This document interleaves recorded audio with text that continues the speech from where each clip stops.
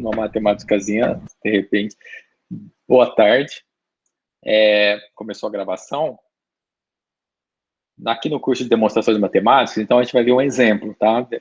Que eu coloquei como título, demonstrações envolvendo quantificadores. Então, o primeiro exemplo, deixa eu ver se tem mais de um. São 2 exemplos. Então, o primeiro exemplo, suponha ABC conjuntos, A menos B é contido igual a C, prove que A menos B é contido igual a B, tá? Aí você vai colocar em dados o que foi dado, né? A menos B contido em C, e o objetivo A menos C contido em B.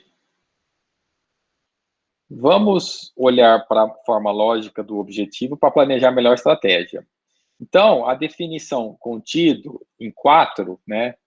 Então, essa definição aqui, ó, do contido, a gente vai, ó, aqui no 3, no 8, o dado continua igual, o objetivo é que mudou. A gente escreveu na forma de um C, então.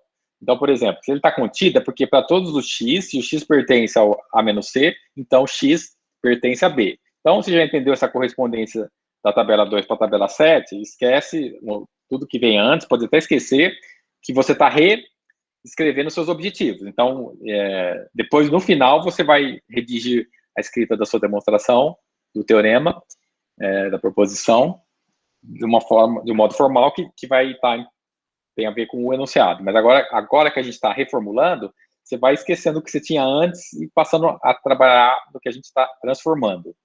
Então, o objetivo é dar forma para todos.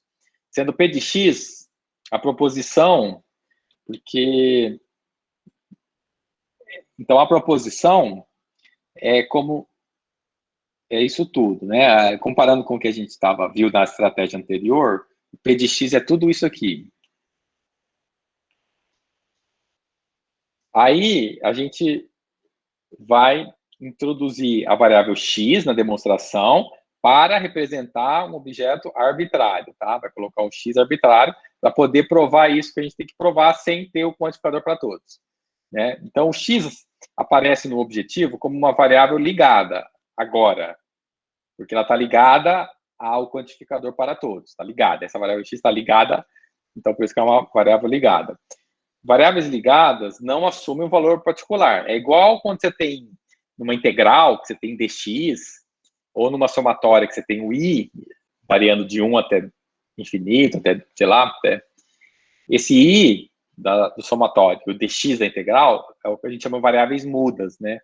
Que aqui é o equivalente da variável ligada. É o mesmo papel, ela não assume um valor particular. Isso aqui está só fazendo um preâmbulo para justificar, no exemplo, a estratégia anterior que a gente viu. Não utilizamos x como variável livre em nenhuma das proposições. Por conta do 14, o x não representa um objeto em particular. Então, por exemplo, tá um pouco subjetivo aqui esses itens 14 a 16. Vamos ver na prática como é que trabalha. Ó, o dado foi esse aqui. Veja que da tabela anterior para essa, nós removemos o para todos. Por quê? Porque a modo formal da escrita do teorema vai ser você supor o x arbitrário, fazer a demonstração e concluir no 22, com a escrita formal, né? Então, na verdade, é um exemplo só. Eu achei que fossem 2, mas é um exemplo só. Só que agora, nessa última página, ele está demonstrado, né? Lá foi só o esquema.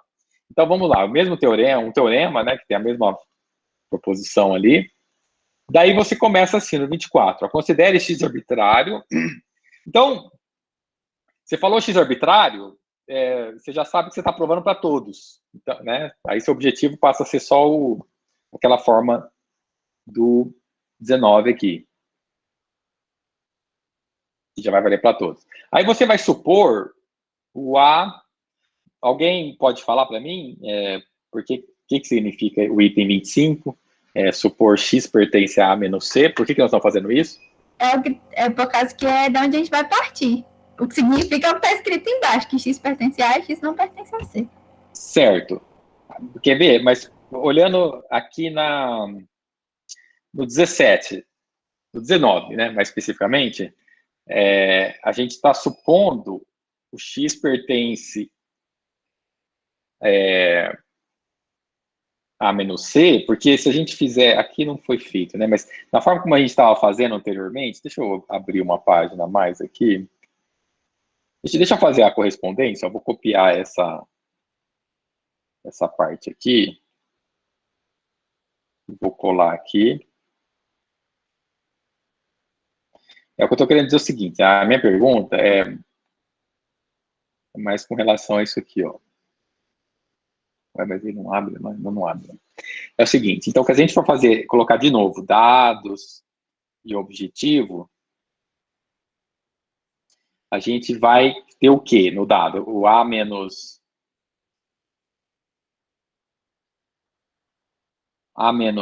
B contido em C, que já tinha, e agora vai passar a ter, porque a gente tem um C então. Então, o C é o nosso dado novo, né, na tabela nova, X pertence a A menos C. Por quê? Porque aí o objetivo agora é provar simplesmente X pertence a B. Né? Então, aquilo que eu perguntei era mais no sentido assim, ó, como o nosso objetivo é um C então, passa o C para o dado e o então vira o novo objetivo. Então, é bom a gente ter em mente essa outra transformação da tabela, que o nosso objetivo é simplesmente provar que o X pertence a B, com esses dois dados, tá? Só isso. Então, agora o significado do 25 é esse, se pertence a A e não pertence a C. A gente tem que provar, então deixa eu colocar essa tabela, vou dar uma copiada aqui nela também.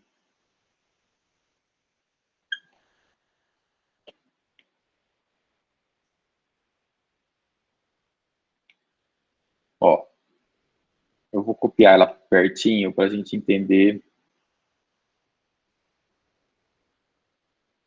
o que está fazendo aqui. Ó, então, a gente... Por que está supondo X diferente de B? Porque nós vamos provar por contradição. Né? Deixa eu ver se é por contradição aqui. É para ser por contradição. Então, ó, nosso objetivo é provar X pertence a B. Nós vamos supor que não pertence a B. Se ele não pertence a B, ele pertence a A menos B. Como A menos B está contido em C, que é o dado, ele pertence a A menos B, não pertence a B, e o A menos B está contido, então o X pertence a C. Né? Porque ele pertence aqui e esse está contido. Então, o X pertence a C. O 20 é a contradição aqui, ó. Eu estava tentando achar. 29, que é X pertence a C, contradiz 26. 26 é o que está para cá, tá? Esse. Então, tem uma contradição. Qual que é a contradição? É na sua hipótese, na sua suposição, de que a gente fez do X diferente de B. E aí, provou X pertence a B, provou o objetivo, ó, que já tinha, porque a gente destrinchou aqui a tabela. E aí, só terminando a escrita, como o X é arbitrário, temos que isso acontece. Portanto, esse está contido nesse. Quando uma nova variável é adicionada em uma demonstração, fica subentendido que X é arbitrário.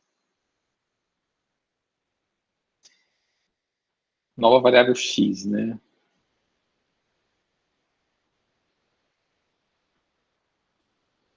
E o que era para provar é essa parte aqui, né? Que A menos C contido em B.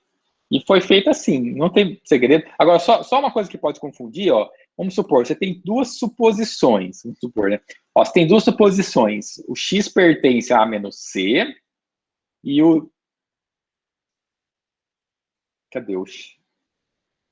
E o X não pertence a B. Então, assim, toma cuidado, porque, ó, esse chama, a palavra que usou foi suponha, suponha.